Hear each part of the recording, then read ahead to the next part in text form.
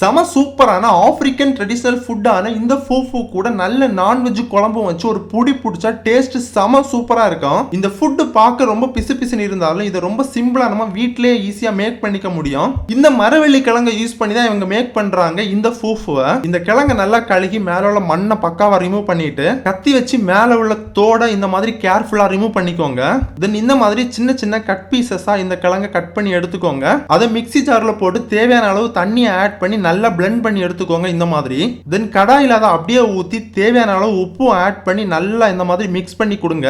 சிம்ல வைங்க அல்லது மீடியம் ஃப்ளேம்ல வச்சு இந்த மாதிரி பக்காவா நீங்க கிண்டிக்கிட்டே இருக்கணும். ஒரு 20 மினிட்ஸ் கண்டினியூஸா இந்த மாதிரி கிண்டினதுக்கு அப்புறம் உங்களுக்கு அதோட கலர் பாத்தீங்கன்னா ஒரு மாதிரி yellowish கலரா மாறிடும். ரெடியான இந்த ஃபூஃபு அப்படியே பிளேட்ல ஷிஃப்ட் பண்ணிட்டு இதுக்கு கூட வச்சு சாப்பிடுறதுக்கு நல்ல மீன் குழம்பு, சிக்கன், பீஃப், மட்டன் இந்த மாதிரி எந்த நான்வெஜ் குழம்பு வச்சு சாப்பிட்டாலும் செம சூப்பரா இருக்கு. சாப்பிடுறதுக்கு முன்னால உங்க கையை வாட்டர்ல டிப் பண்ணிட்டு நீங்க சாப்பிட்டீங்க அப்படின்னா அது ஒட்டாம நல்லா ஈஸியாவே வந்துடும் கையில. அப்படியே அந்த மீட் கூட சேர்த்து சாப்பிடும்போது நல்லா குளுன்னு ஜவு முட்டாய் சாப்பிட்ட மாதிரி தான் இருக்கும். இந்த டிஷ்ஷை டெய்லி எல்லாம் சாப்பிட முடியாது. இந்த மாதிரி டிஃபரெண்டா ஒன் டைம் சாப்பிடணும் அப்படின்னா நீங்க ஒன் டைம் எக்ஸ்பீரியன்ஸ் பண்ணி பார்க்கலாம். பட் ஆப்பிரிக்கன் பீப்புள்ஸ்க்கு அங்க அதிகமா இந்த கப்பக்கிழங்கு கிடைக்கிறனால அதிகமா இந்த மாதிரி டிஷஸ் அவங்க மேக் பண்ணி சாப்பிடுவாங்க. இந்த ஃபூஃபு டிஷ்ஷை பார்த்த உடனே உங்களுக்கு மைண்ட்ல என்ன தோணுச்சு அப்படின்னு மறக்காம கமெண்ட்ல சொல்லுங்க. பாய்.